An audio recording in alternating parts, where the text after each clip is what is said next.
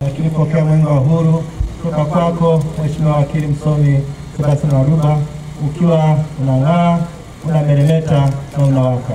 Lakini pia nakiri kumpokea kiongozi wa mbio za mwenge wa kitaifa pamoja na wakimbizi mwenge watano wa ngazi ya kimkoa na kufunzi wao.